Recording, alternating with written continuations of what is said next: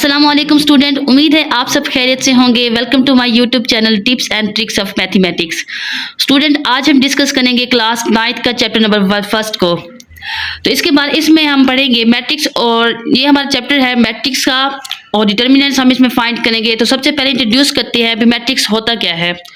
तो स्टूडेंट्स, सबसे पहले मैं ये बताना चाहूँगी मैट्रिक्स में तो सबसे पहले मैट्रिक्स का जो आइडिया दिया गया था वो एक इंग्लिश मैथमेटिशियन था जिसका नाम था आर्थर कैले। ठीक है, आर्थर कैले था, ये मैं आपको इंट्रोड्यूस करवाना चाह रही हूँ ताकि आपकी नॉलेज में भी इजाफा हो।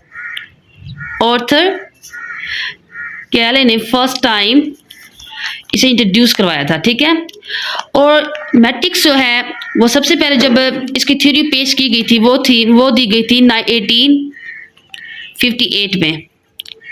ठीक है, थ्योरी ऑफ मैट्रिक्स के नाम से ये सबसे पहले डिवेलप की गई थी। अब हम पढ़ते हैं कि मैट्रिक्स क्या होता है। ठीक है, तो मैट्रिक्स की डिफाइन आज हम डिस्कस करेंगे। तो मैट्रिक्स में डिफाइन बताऊंगी, a rectangular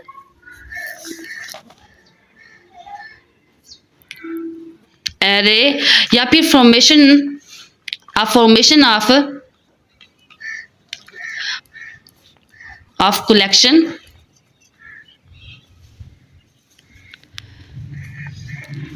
of real numbers. यानी आप रियल नंबर की जो कलेक्शन कीजिए, यानी 0 1 2 3 4 7, ये हमारे पास रियल नंबर होते हैं। तो इनको आप किसी एक ब्रैकेट में बंद कर दें। ठीक है, and then enclose by bracket. तो ये हमारे पास ब्रैकेट में जब बंद हो जाएंगे तो ये हमारे पास मैट्रिक्स बन जाएंगे। ठीक है, फॉर एग्जांपल मैं आपको एग्जांपल दे देती हूँ। ये हमारे पास ब्रैकेट है 1 2 3। तो हमने रियल जो नंबर थे उनको हमने एक ब्रैकेट में बंद कर दिया है, ये हमें कहलाएगा मैट्रिक्स की। ठीक है, इसे मैट्रिक्स कहते हैं। इसके अलावा अब हम पढ़ेंगे रो मैट्रिक्स क्या होता है और हमारे पास कॉलम मैट्रिक्स क्या होते हैं, इनकी डिफाइन को हम डिस्कस करते हैं। ठीक है, तो रो मैट्रिक्स की डिफाइन हमारे पास ये है।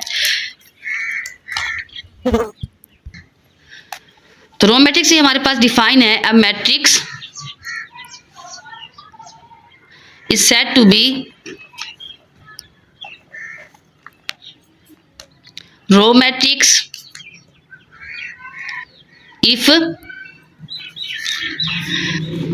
is present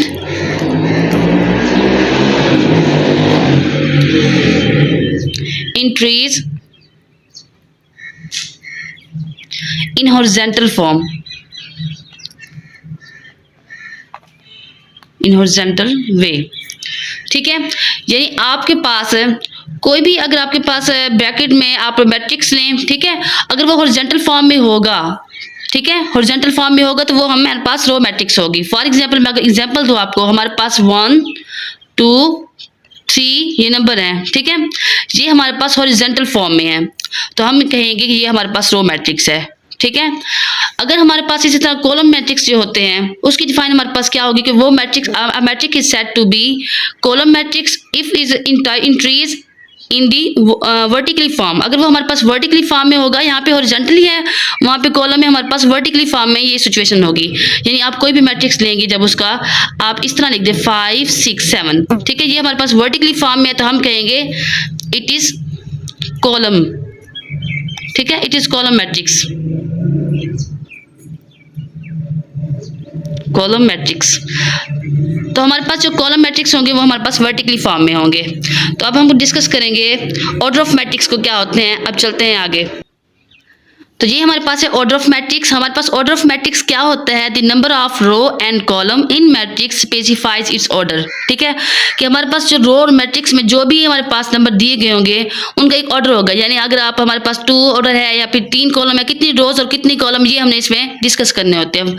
अगर मैं एग्जाम्पल दूँ आपको, एग्जाम्पल के जरिए मैं समझाती हूँ। अगर हमारे पास नंबर है 1 4 8 और 2 3 7, अगर ये हमारे पास नंबर है। अब देखिए मैंने आपको कहा था जो रो होंगी वो हॉरिजॉन्टली फॉर्म में होंगी, तो ये हमारे पास 1 रो हो गई, ये हमारे पास 2 रो हो गई, ठीक है, हमारे पास 2 रो हो चुकी हैं। अगर हम कॉलम को डिस्कस करें तो मैंने कहा था वर्टिकली फॉर्म में जो हमारे पास मिलेंगी वो हमारे पास कॉलम होगा। तो ये हमारे पास 2 रो हैं हॉरिजॉन्टली फॉर्म में। अब कॉलम हमने डिस्कस करना है वर्टिकली फॉर्म में, ये एक रो एक कॉलम हो गया, ये दूसरा कॉलम हो गया वर्टिकली फॉर्म में, और ये तीसरा कॉलम हो गया वर्टिकली फॉर्म में। इसका मतलब क्या हुआ, हमारे पास कॉलम कितने हैं, 3 कॉलम है हमारे पास। तो हम लिखेंगे हमारे पास जो ऑर्डर है, तो हमारे पास हम लिखेंगे कि ऑर्डर हमारे पास इसे हम कहते हैं एम का, इसे लेट कर लेते हैं कि हमारे पास एम हमारे पास मैट्रिक्स है। तो हम कहेंगे हमारे पास order of matrix M is, पहले हम रो को डिस्कस करेंगे उसके बाद कॉलम को। आपने कॉलम को पहले डिस्कस नहीं करना। तो हमारे पास कितने रो आई थी, 2 रो आई थी, और कॉलम हमारे पास 3 आए। तो हम लिखेंगे 2/3। 2/3 का मतलब ये है कि हमारे पास 2 रो हैं और 3 कॉलम है। तो इस तरह हमने ऑर्डर ऑफ मैट्रिक्स को हमने एक्सप्लेन करना है। तो स्टूडेंट अब हम चलते हैं एक्सरसाइज 1.1 में। तो उसमें हमें पार्ट फर्स्ट है हमारे पास, उसके बाद हमें कहा गया है कि find the order of following matrix. तो हमने यहाँ पर ऑर्डर फाइंड करना है। मैंने क्वेश्चन 1 ले लिया है, तो इसके मुताबिक मैं आपको ऑर्डर बताऊंगी कैसे लेना है। मैंने आपको दोबारा बताया था, पिछले मैंने आपको डिफाइन में ऑर्डर की। तो यहाँ पे हमें एक मैट्रिक्स दिया गया जिसको हमने ए कहा है, और उस मैट्रिक्स में हमारे पास A, D, B, E और C, F हमारे पास ये दिए गए हैं। अब हमने इसमें ऑर्डर फाइंड करना है। तो हमारे पास रो और कॉलम कितनी है ये हमने डिस्कस करनी है। तो ये देखिए हमारे पास ये एक रो हो गई, ये दूसरी रो हो गई हॉरिजॉन्टल फॉर्म में, और तीसरी रो हो गई ये हमारे पास हॉरिजॉन्टल फॉर्म में थी। तो हमने क्या कहेंगे, ये हमारे पास 3 रो हो चुकी हैं। अब कॉलम कितने हैं ये हमने डिस्कस करना है। देखिए ये एक कॉलम है पूरा वर्टिकली फॉर्म में, अब ये दूसरा कॉलम है। इसका मतलब हमारे पास कॉलम कितने हैं, 2 हैं। तो इसका ऑर्डर क्या बनेगा, matrix A, order of matrix A, order of matrix A हमारे पास आ जाएगा 3/2, क्योंकि हमने पहले रो को डिस्कस करना है, इसलिए हम लिखेंगे 3/2, यानी 3 रो और 2 कॉलम हमारे पास। तो इस तरह आपने सारा का सारा पूरा पार्ट इसी से सॉल्व करना है। तो स्टूडेंट अब मैंने एक्सरसाइज 1.1 का क्वेश्चन नंबर 3 करवा रही हूँ आपको। इस एक्सरसाइज में डिफाइंस आती हैं और ऑर्डर में आप लोगों को रो मैट्रिक्स के डिफाइन, और क्वेश्चन नंबर 3 ये इंपॉर्टेंट है, एज अ लॉन्ग क्वेश्चन ये आ सकता है, तो इसलिए मैं आपको सॉल्व करके बता रही हूँ। क्वेश्चन नंबर 2 बहुत ईजी है, बस उसे कंपेयर करना था इक्वल है या नहीं, आप लोग खुद भी देख सकते हैं। तो यहाँ पे हमारे पास a + c, a + 2b, c - 1, 4d - 6 ये हमारे पास ब्रैकेट्स में दिया गया है, और दूसरा दिया गया है हमारे पास 0 - 7, 3 और 2d। तो हमने क्या करना है, देखिए यहाँ से अगर हम इसे कंपेयर करें एक दूसरे के साथ, तो a + c इसको हम 0 के बराबर करेंगे, इज इक्वल टू 0। दूसरी हमारे पास वैल्यू है a + 2b is equal to -7, c - 1 is equal to 3, और 4d - 6 is equal to 2d आ गया हमारे पास। तो ये हमारे पास 4 इक्वेशंस हैं, ठीक है। मैंने इसे इक्वेशन नंबर 1, 2, 3 और 4 का नाम दे दिया है। अब हमने क्या करना है, यहाँ से वैल्यूज निकालनी है। अगर यहाँ से मैं सबसे पहले c की वैल्यू यहाँ से देखें, क्वेश्चन बाई इक्वेशन 3 करूँ मैं, बाई इक्वेशन 3। तो हमारे पास equation 3 c - 1 is equal to 3 दी गई है। यहाँ पे -1 है, तो जब इसे राइट साइड पे ले जाएंगे ये पॉजिटिव 1 बन जाएगा, तो 3 + 1 हमारे पास आ जाएगा। तो हमारे पास c की वैल्यू आ जाएगी 4, ठीक है। हमने एक इक्वेशन में हमने c की वैल्यू निकाल ली यहाँ से। अब हमने क्या करना है, इस इक्वेशन को हम इक्वेशन नंबर 1 में पुट कर देते हैं, ठीक है। जो सबसे छोटी वैल्यू आप उसमें पुट करें, उससे आसानी से आपको खुद ब खुद वैल्यू आती जाएंगी। तो by equation 1 we put value of c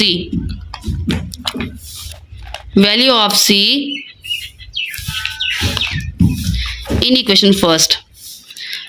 अब मैं c की वैल्यू को इक्वेशन 1 में पुट कर रही हूँ। हमारे पास इक्वेशन 1 दी गई है a + c is equal to 0, a + c is equal to 0।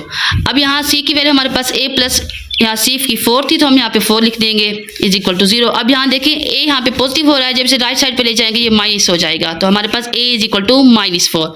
यहाँ पे हमारे पास a की वैल्यू भी आ चुकी है। अब हम क्या करेंगे, अब हमारे पास c की वैल्यू भी है पड़ी और हमारे पास a की वैल्यू भी है पड़ी। अगर हम इसको पुट करें इक्वेशन नंबर 2 में। तो equation number by put value of ए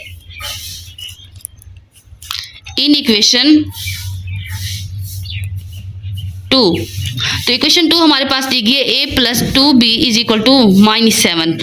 अब ए की वैल्यू मैं यहाँ पर पुट करूँ तो मेरे पास -4 आ जाएगा, plus 2b is equal to -7। यहाँ पे 4 हम जब हमारे पास राइट साइड पे जाएगा तो ये पॉजिटिव का हो जाएगा, तो हमारे पास यहाँ बचेगा 2b is equal to -7 plus 4। 2b is equal to -7 और प्लस 4 के हमारे पास माइनस का 3 बचता है। यहाँ पे 2 मल्टीप्लाई हो रहा है b के साथ, तो हम इसे यहाँ पर डिवाइड कर देंगे, तो हमारे पास b is equal to -3 divided by 2 आ जाएगा। देखिए हमारे पास अब a की वैल्यू भी आ चुकी है, b की वैल्यू भी आ चुकी है, सिर्फ c की वैल्यू भी हमारे पास आ चुकी है, ओनली ऑन d की वैल्यू हमने यहाँ पे निकालनी है। तो जितनी भी हमने इक्वेशंस निकाली हैं, अब हमने d की वैल्यू पुट कर देनी है इक्वेशन को। अब हमारे पास इक्वेशन नंबर जब 4 है, इसमें a b या c कुछ भी नहीं दिया हुआ, तो हमने इसको यहाँ पे खुद सॉल्व करना है। ठीक है, तो कैसे सॉल्व करेंगे मैं आपको ये बताती हूँ। अब मैंने इक्वेशन नंबर 4 ले ली है, 4d minus 6 is equal to 2d है हमारे पास। अब 4 को यहाँ 2d को मैं लेफ्ट साइड पे ले आऊंगी, तो 4d minus 2d minus 6 is equal to 0। अब यहाँ पे देखें, अब हमने क्या करना, देखें 4d माइनस 2d हमारे पास बचेगा 2d minus 6 is equal to 0। अब यहाँ पे 6 नेगेटिव का है, तो मैं इसे राइट साइड पे ले जाती हूँ, ये हमारे पास पॉजिटिव का 6 हो जाएगा। अब यहाँ पे 2d इज इक्वल टू 6 है, तो यहाँ पे 2d से मल्टीप्लाई हो रहा है, तो मैं इसे यहाँ पर जाकर राइट साइड पे डिवाइड हो जाएगा 2। सो d इज इक्वल टू हमारे पास 6 डिवाइडेड बाई 2। तो d की वैल्यू हमारे पास 2 1 2 2 3 6 आ जाएगा, तो d इज इक्वल टू 3 आ जाएगा। तो ये हमारे पास a b c की और d की वैल्यू हमारे पास निकल आई है, तो ये हमारा आंसर है। उम्मीद करती हूँ कि आपको अच्छे से समझ आ गई होगी। अगर आप और उम्मीद करती हूँ कि आपको अच्छे से समझ आ गई, हमारे साथ जुड़े रहिए और हमारे चैनल को सब्सक्राइब करना हरगिज मत भूलिए। मिलते हैं अगले लेक्चर में, तब तक के लिए इजाजत दीजिए। अल्लाह हाफिज।